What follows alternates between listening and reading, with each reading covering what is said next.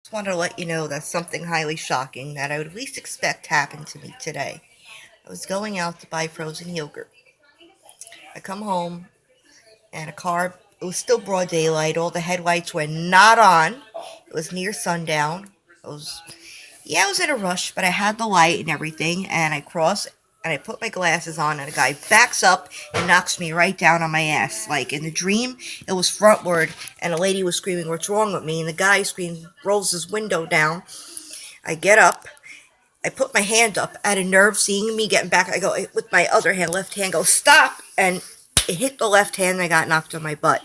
And if I stayed down there, not knowing if they saw me or not, I would have probably been dead or in the ER. And I'm lucky I'm not dead. I'm lucky I have all my limbs that I'm not in the ER right now. And I'm lucky I'm home and alive and healthy.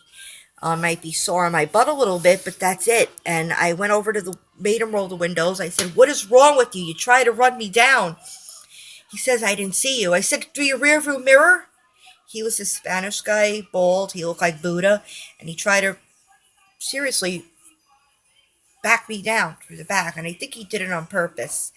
And it was in a very weird area at a weird time. And it was rush hour. And I wasn't the one in a rush. He was. And all my stuff goes flying. It was a hit, but not a run. He didn't actually run over me, just knocked me down. And it was going like 2 miles an hour, so that's why I'm fine.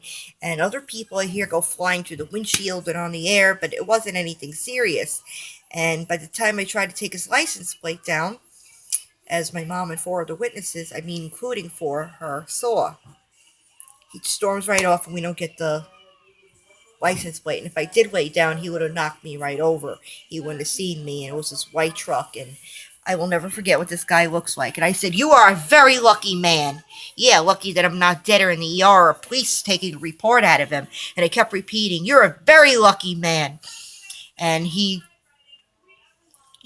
tells me I'm a lucky woman. And I said, "Yeah, you're right about that, but you try to run me down." And then I tell him to go fuck himself. He storms off. He turns the car around. I start walking, and he threatens. I said, "Go run someone else down." He goes, "I'm coming back for you, and I'm going to run you down." And turns the car around. He gets out, take baggage out. I try to get the license plate, and he storms off again. Let me tell you, this was some day. I'm telling you, if I didn't have to go back out yet, if I didn't get that stupid pink hat today, it would have never happened. And I guess this was the first time, not my first car accident, but the first, time I ever got hit by a car. Technically speaking, it was, let's say maybe he hit me about that hard, but that's pretty much it.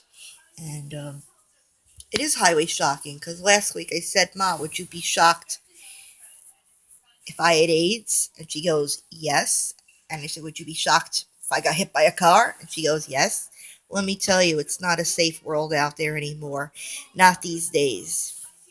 And maybe because I gave to man charity saved me from being hurt worse or dead. And let me tell you, I feel old, but let me tell you, I got 50, 60 years ahead of me to live. 30 seems like a big number, but I feel really sad about this. And it's more of an emotional trauma. How am I going to sleep? And I call some of my friends and they don't believe me. And I posted Facebook and Twitter.